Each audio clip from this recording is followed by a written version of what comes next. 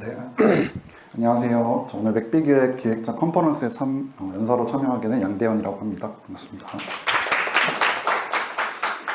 오늘 이제 저녁 시간이 다 돼서 약간 배고파지기도 하고 이제 늦게까지 지금 자리를 지켜주는 여러분께 되게 자기 개발이나 이제 성장에 굉장히 관심이 많은 분 같아서 저도 굉장히 많이 배우는 것 같고요.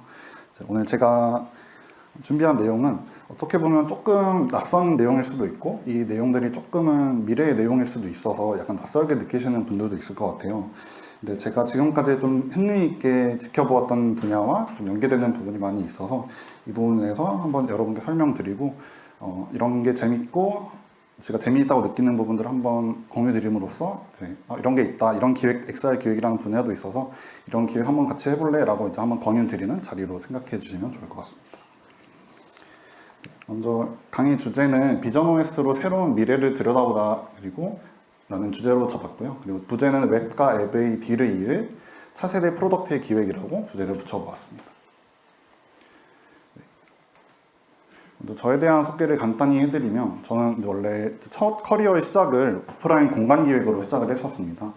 예를 들면 삼성전자에서 핸드폰이 새로 나오면 그 핸드폰의 새로운 카메라 기능들을 오프라인 공간에서 체험할 수 있게 하기 위해서 오프라인에 어떤 포토존을 설치한다든가 하는 식의 공간 기획으로 먼저 제 첫 커리어를 시작을 했고요.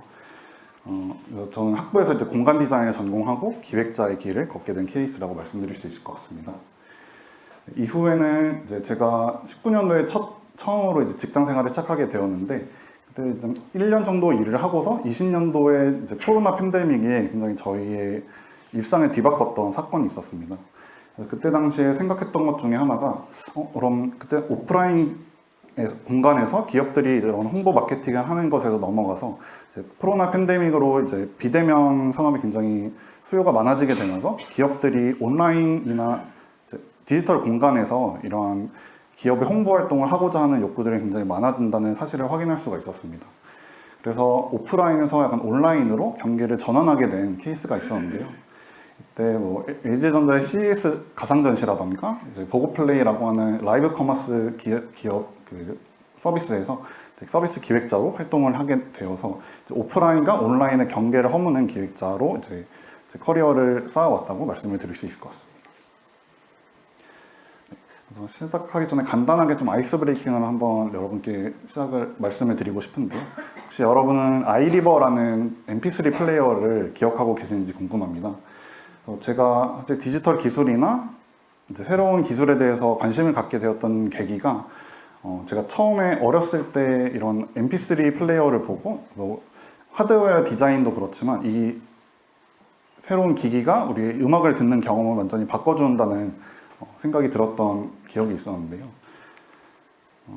그래서 제가 2008년에 중학교 2학년이었는데 제 짝꿍이 아이팟 터치를 처음 가져왔던 기억이 되게 생생하게 남아 있습니다. 그때 아이팟 터치를 처음 이제 만져보고 스크롤을 해보고 멀티터치라던가 이런 새로운 기능들이 그때 없었는데 그때 처음으로 경험을 해보고 굉장히 감동을 느꼈던 경험이 있었습니다. 그래서 그때 이제 2009년에 한국에 아이폰이 도입되기 1년 전이었는데 이러한 새로운 기술들을 먼저 경험해보는 것이 새로운 것들을 기획하고 만들어 나가는데 조금 도움이 되지 않을까라는 생각을 처음으로 하게 되었던 계기가 되었고요. 그래서 최근에 이제 올해가 2023년인데 제가 최근에 관심을 갖게 된 분야는 이제 VR이라던가 VR이라는 기술에서 넘어가서 AR이라던가 믹스드 리얼리티라는 이제 혼합 현실이라는 새로운 기술에 관심을 가지게 되었습니다. 이 영상은 제가 올해 초에 이제 마이크로소프트에서 나온 홀로렌즈라는 디바이스를 착용하고 이제 오프라인 공간에서 이제 내가 공간을 꾸미는 경험을 한번 해본 적이 있었는데요. 이제 그 혼합 현실 메타버스 기업에서 진행한 워크숍이었는데 요 보이시는 이 노란색 토끼 모양의 의자가 제가 직접 이제 디자인했던 이제 약간 가구 같은 느낌이었는데 이것들을 오프라인 공간에 배치를 하지 못하니까 이제 MR 장비를 뒤집어 쓰고 내가 놓고 싶은 것들을 이제 오프라인 공간에 배치를 할 수 있다는 점, 그리고 그걸 오프라인과 가상의 디지털 레이어가 중첩이 돼서 내가 실제로 보고 있는 이 공간과 내가 보고 싶은 것이 중첩되어서 보여지는 것들이 굉장히 신기했던 경험이 있었습니다. 그래서 이런 공간 컴퓨터에서 설명을 드리기 전에 제가 경험했던 것들에 대해서 한번 설명드리고 싶은데요. 여러분은 이제 영화나 애니메이션을 봤을 때 한 번쯤 떠나보고 그 세계로 직접 떠나보고 경험해보고 싶었던 경험이 있었는지 굉장히 궁금합니다. 저는 생가치로의 행방불명을 보면서 내가 저 세계에 진짜로 경험을 하고 저 단순히 이제 2D 화면으로 보는 것이 아니라 좀 더 입체감 있게 경험을 할 수 있는 것들이 어떻게 그것들이 가능할까에 대한 고민을 많이 하고 있었는데요. 그래서 지금의 세대들에겐 이러한 매체, 온라인이나 디지털 또는 뭐 테마파크, 뭐 영화 그리고 게임의 경계를 미디어의 경계를 굉장히 구분을 명확히 하지 않고 이러한 것들을 하나의 경험으로 좀 총체적으로 경험하는 것들이 좀 대세화되고 있다는 생각을 하게 되었습니다. 이러한 상상력은 인류의 상상력은 아주 과거부터 이제 컴퓨터라는 이 기술을 활용해서 이제 오프라인에서 보고 싶은 것들을 온라인에 계속해서 이제 비슷한 형식으로 구현을 해왔던 점들이 발견을 할 수가 있었는데요. 굉장히 제가 최근에 좀 인상 깊게 보았던 강연 중에 아마존 AWS에서 리인벤트라는 그 행사를 진행했었는데 이곳에 CTO자 바이스 프레지던트인 버너브 겔스가 3D는 곧 비디오처럼 보편화될 것이라는 그 발언을 한 적이 있었습니다. 지금은 우리가 유튜브나 쇼츠, 릴스 같은 이제 영상 플랫폼에 좀 더 익숙해져 있지만 3D, 그러니까 영상보다 좀 더 실제감을 느낄 수 있고 입체적으로 경험을 제공할 수 있는 것들에 대해서 3D가 비디오처럼 보편화될 것이라는 이 발언이 굉장히 와닿았던 경험이 있었습니다. 그래서 이러한 공간 컴퓨터라는 것을 제가 경험했던 것으로 좀 정의를 해보면 저는 오프라인 공간 기획으로 시작을 했기 때문에 이제 손으로 만져지는 것들 아니면 눈으로 이제 실제로 보이는 것들에 굉장히 많은 관심을 가지고 있었는데요. 그래서 오프라인의 이제 스페이셜이라고 하면 공간적인 것들, 그러니까 우리가 살아가는 이 물리적인 실체가 있는 공간을 얘기하는 것이고 컴퓨터라는 건 우리가 접속하는 대상, 어떻게 보면 디지털 가상세계라고 정의를 해볼 수 있을 것 같습니다. 그래서 이러한 것들이 융합이 돼서 이제 공간을 느낄 수 있는 컴퓨터 장비로 이제 패러다임이 좀 넘어가고 있지 않나라는 생각을 해보게 되었습니다. 제가 최근에 이제 몇 달 전에 이러한 공간 컴퓨터와 관련한 관심이 좀 많이 생겨서 그 논문이 이제 사이먼 그린월드라는 학자가 2003년에 MIT에서 발표한 공간 컴퓨터라는 그 논문이 있었습니다. 이곳에서 이제 공간 컴퓨터라는 개념이 처음 등장을 했고 그 정의를 3가지로 그 학자가 내렸는데요.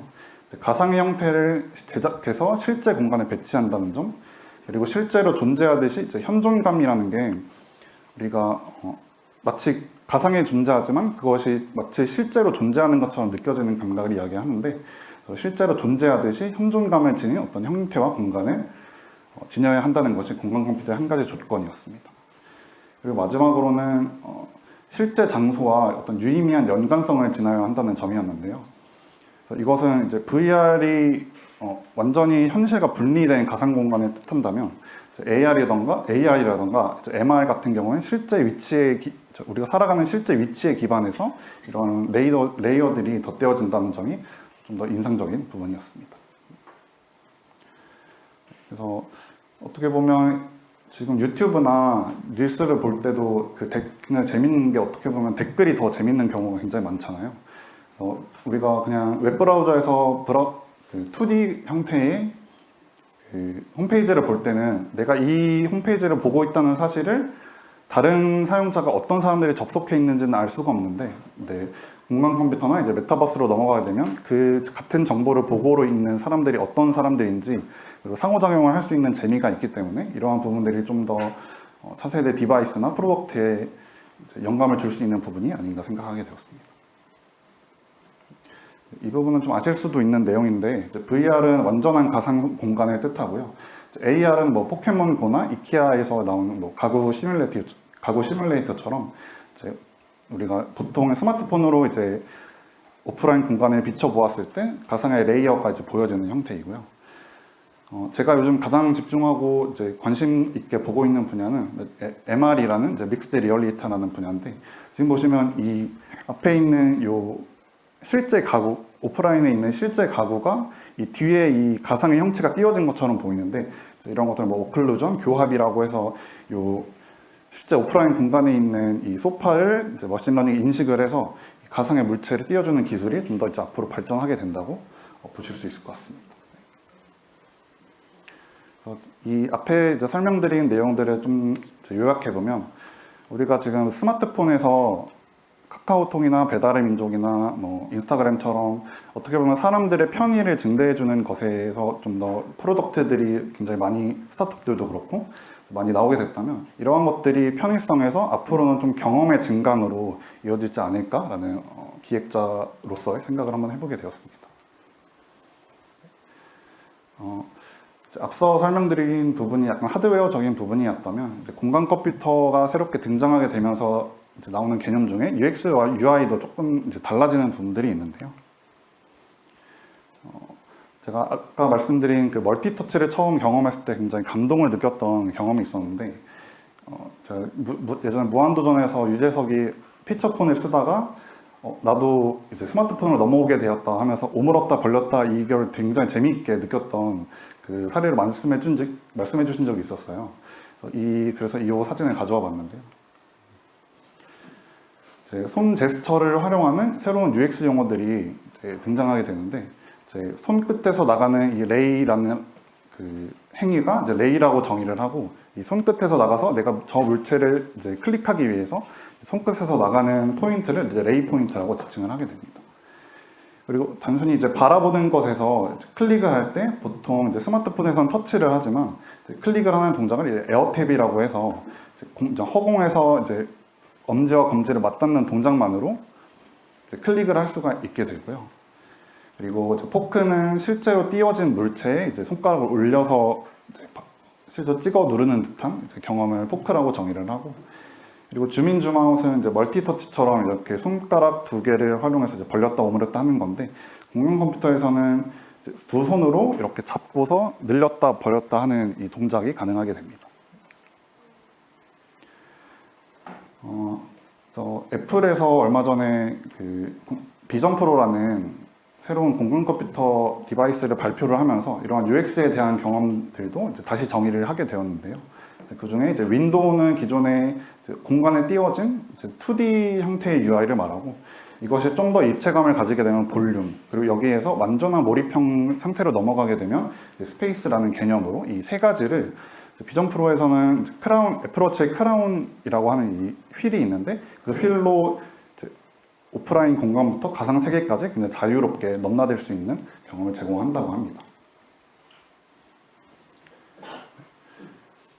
그래서 사실 해외에서는 이런 공간 컴퓨터나 XR 기획에 대한 부분에 대한 논의들이 좀 굉장히 활발하게 이루어지는 것을 확인할 수가 있었는데요.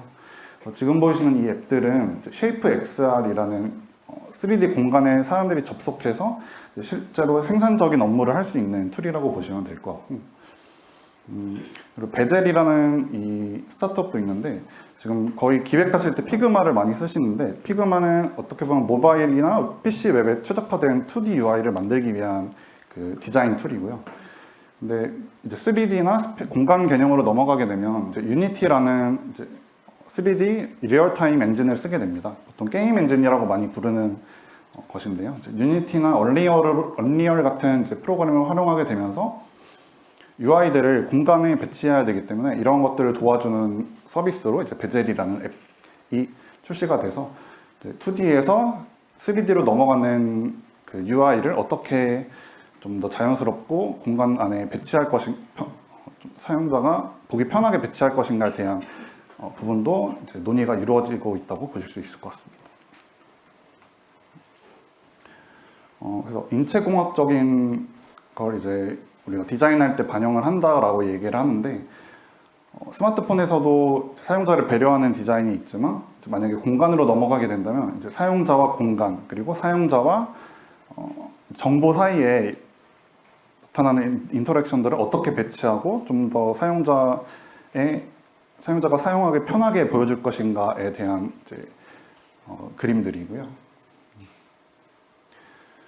그래서 사실 기대하고 있는 부분은, 제가 집에 퀘스트 2라고 하는 예전 그 오큘러스 퀘스트 2 VR 장비를 가지고 있는데, 이 장비 같은 경우에 사실 직접 쓰고서 어떤 정보들을, 특히 텍스트를 봤을 때 굉장히 이러한 약간 이제 왜곡이 일어나는, 그리고 보면 이 세로선이 굉장히 많이 있어서 이 글씨를 좀 제대로 읽기 어려운 현상들이 있었습니다.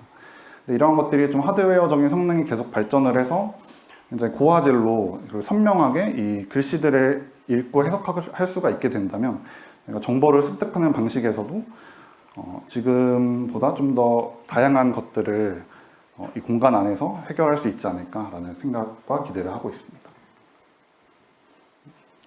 그래서 이 UI에 대한 부분을 조금 요약을 하면, 이제 스마트폰에서 평면 속에 있는 정보들이 결국은 입체적인 체험으로 조금 변화하게 되는 시기라는 생각을 할 수 있었습니다. 그리고 가장 중요한 이제 컨텐츠 부분인데요.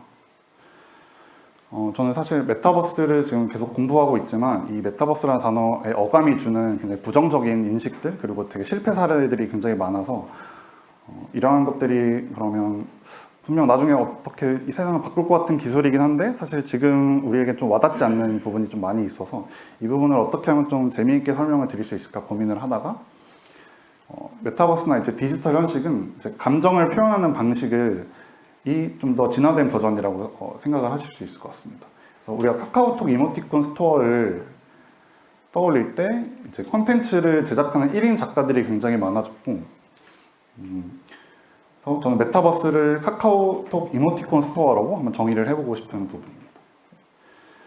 그래서 우리가 사실 밈을 소비를 할 때 예전에는 뭐 라디오나 컴퓨터, 나아가서 뭐 피처폰에서 문자 메시지를 활용을 해서 우리가 소통하는 방식이 지금까지 발전해 왔다는 사실을 알 수가 있었는데요. 최근에는 뭐 유튜브나 쇼츠 같은 경우에 굉장히 사람들이 많이 사랑을 받고 있고, 최근에 이제 만약에 3D로 좀 넘어가게 된다면 AR이나 AR 효과 같은 것들이 좀 더 좀 대중적일 수 있는 부분, 인스타그램에서 어떤 얼굴에 보정 효과를 추가를 한다던가 아니면 뭐 오브제를 추가를 해서 좀 재미있게 공유를 하고 있는 부분들이 좀 우리가 밈이라는 것들을 활용하고, 그리고 이제 메타버스를 좀 더 재미있게 실용적으로 활용할 수 있는 부분이 아닐까 싶습니다. 그래서 콘텐츠는 결국 1인 창작자들이 가장 중요하고 그들이 수익을 창출할 수 있게 어떤 플랫폼이나 다양한 서비스를 지원해 줘야 하는 부분이 굉장히 중요할 것 같고요. 1인 크리에이터가 수익을 창출할 수 있게 도와주고, 이것을 통해서 이제 처음에 초기 수용자들이 이제 대중화되기 위해서 캐즘을 극복할 수 있을 것이라는 생각을 해보게 되었습니다. 그래서 거의 인스타그램들을 많이 하시는데 해외에는 스냅챗이라는 렌즈 스튜디오를 활용해서 소셜 네트워크 서비스에 이제 특화된 이제 AR 필터를 제작을 할 수가 있고요. 그리고 틱톡에서도 이러한 툴을 제공을 하는데, 이제 이펙트 하우스라는 AR 크리에이터 도구를 제공을 해서 각 뭐 메타, 스냅챗, 틱톡이 각각 자신들의 특정한 AR 효과를 제작하기 위한 만들기 위한 크리에이터 도구를 좀 독점하고 있고, 사실 이 세 가지에서는 서로 호환이 되지 않기 때문에 이제 1인 창작가들을 자신들의 이 플랫폼에서 창작성을 발휘할 수 있도록 좀 지원을 해주는 것이라고 이해할 수 있을 것 같습니다. 콘텐츠적으로 보면 어떻게 보면 가장 재미있는 것이 이제 오프라인에 우리가 살아가고 있는 현실에 이제 가상의 레이어를 덧대어서 보여주는 것들이 가장 좀 흥미롭게 느껴지는 부분이고요. 그래서 약간 이러한 AR이나 디지털 기술을 활용해서 우리가 어렸을 때 했던 그런 놀이를 다시 회복하고자 하는 부분이 이제 이러한 AR 기술이나 MR 기술을 통해서 가능하지 않을까라는 생각을 하고 있습니다. 앞서 이제 발표를 진행해 주셨던 부분 중에 AI를 굉장히 중요하게 생각하시는 그 말씀이 있었는데요. 저는 사실 AI가 텍스트나 이미지 그리고 비디오에서도 활용이 되지만 향후 한 5년에서 7년 이후에 3D를 좀 더 효과적으로 제작하기 위한 방법으로 3D와 AI가 결합되었을 때 굉장히 큰 생산성의 증대를 이끌어낼 수 있을 것이라고 생각하고 있습니다. 지금 보이시는 이 블록헤이드 랩스 같은 경우엔 단순히 사용자가 어떤 그리고 싶은 공간을 이제 선으로만 그렸을 때 이걸 이제 인공지능이 자동으로 인식을 하고 학습을 해서 이렇게 그리기만 해도 이 공간 안에 물체들을 배치를 해주고 이제 3D 360 이미지를 자동으로 생성을 해주는 서비스들이 이제 나오고 있다고 보시면 될 것 같습니다. 그래서 저는 이러한 생성형 AI가 우리가 아름답다고 지금 느끼는 것들에 대한 미학의 기준을 조금 재정의하고 있다는 생각을 하게 되었는데요. 그래서 AI가 등장함으로써 지금 제가 보고 굉장히 놀랐던 부분 중에 하나가 일반적으로 우리가 뭐 기획자나 디자이너가 생각을 했을 때 저런 형태나 이제 구조를 가진 걸 한 번에 떠올리기 굉장히 어려울 것 같은데 AI가 저걸 이제 프롬프트를 입력을 해서 저걸 자동으로 생성을 해줬을 때 우리가 저거 재밌네 그리고 다시 한번 보고 싶다라고 느낄 정도의 어떤 감정을 이끌어낸다는 점에서 이제 인공지능과 그리고 3D 메타버스의 만남이 향후 좀 대중화되었을 때 이러한 것들이 좀 설득력을 더 갖게 되지 않을까라고 생각하고 있습니다. 그래서 콘텐츠에 대한 부분은 결국엔 1인 창작자가 창작을 더 재미있고 쉽게 할 수 있도록 도와주는 것들이 이제 플랫폼 기업이 앞으로 해야 될 부분이 아닐까라고 생각을 해보았고요. 네, 마지막으로 비즈니스에 대한 부분을 한번 말씀드리겠습니다. 결국엔 아날로그 필름이 디지털 카메라로 교체가 되고 또 문자 메시지라고 하는 것이 카카오톡으로 대체가 되었듯이 이제 앞으로 어떤 것들이 조금 그 다음 세대로 넘어가면서 대체가 될 수 있을 것인지에 대한 좀 고민을 많이 하고 있는데요. 결국엔 우리가 살아가고 있는 세상은 입체로 이루어져 있기 때문에 우리가 어떤 정보를 텍스트나 이미지로 경험하는 것보다 실제로 경험하는 것 같은 느낌을 주었을 때 좀 더 설득력이 있고 또 오래 지속되는 기억에 오래 지속되는 것을 느낄 수 있다고 생각하고 있습니다. 그래서 다양한 지금 산업 분야 여기 계신 분들 중에서도 여기에 해당하는 산업 분야도 있으실 것 같고 아닐 수도 있을 것 같은데 향후 더 많은 분야에서 이런 3D나 메타버스와 AI 같은 기술들이 적용돼서 생산성을 증대해주고 사람을 크리에이티브 창작성을 좀 지원해주는 것들이 굉장히 대중화될 것이라고 생각하고 있습니다. 제가 가장 관심을 갖고 있는 분야 중에 하나는 바로 커머스와 공간 컴퓨터의 접목인데요. 우리가 쿠팡이나 오늘의 집에서 물건을 구매하기 위해서 상품 상세 페이지를 보면서 이미지나 동영상, 리뷰, 후기 같은 것을 보는데 이것을 비전 프로로 착용했을 때 이러한 그 가구를 내가 살아가는 거실에 배치를 해보고 이걸 돌려보고 옵션을 바꿔보고 디테일이 이상한 부분 없는지 미리 확인을 하고 주문 배송을 한다면 이런 상품의 디테일을 주문하기 전에 미리 확인을 해볼 수가 있기 때문에 나중에 구매를 했을 때 사이즈가 맞지 않는다던가 아니면 좀 변심이나 색깔이 마음에 들지 않았을 때 반품하는 것들을 조금 더 줄일 수 있지 않을까. 그래서 결국엔 반품과 환불의 비용을 좀 줄임으로써 판매자가 비용을 낮추는 것에 좀 일조할 수 있지 않을까라는 생각을 하고 있습니다.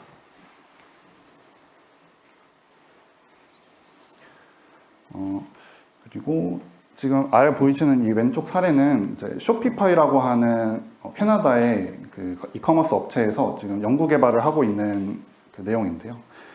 내가 단지 갖고 싶은 제품들을 이제 음성 인식으로 입력을 하고 그러면 이제 AI가 자동으로 실제 판매하고 있는 제품들을 3D로 구현을 해서 내 식탁에 놓아주고 이런 것들이 여기에서 바로 주문과 배송 그리고 결제까지 가능하도록 하는 것들이 이들의 최종적인 미래에 구현하고자 하는 목표라고 말씀드릴 수 있을 것 같습니다.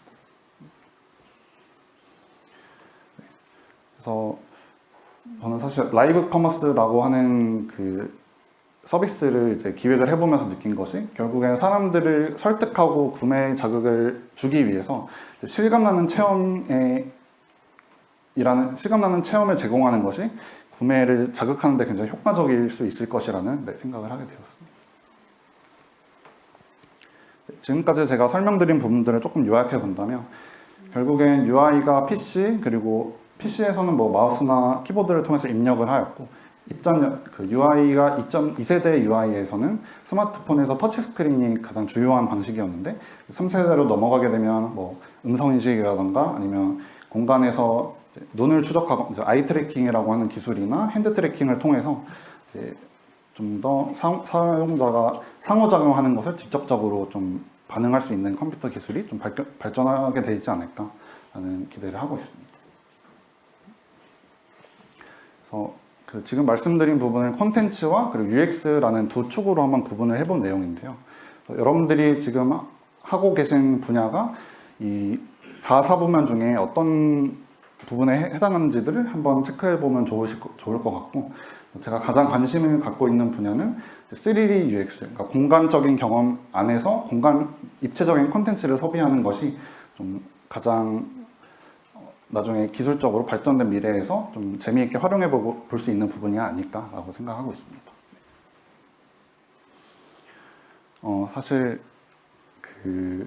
제가 어제 귀국을 했는데, 제가 수요일에 애플 비전 프로 랩이라고 하는 도쿄에서 진행되는 그 랩에 직접 갔다 왔어요. 그래서 저기 보이는 친구랑 가서 애플 비전 프로를 직접 써보고 저희가 조금 제작해간 값들이 있었는데 그것들을 한번 보여드린 경험이 있었습니다.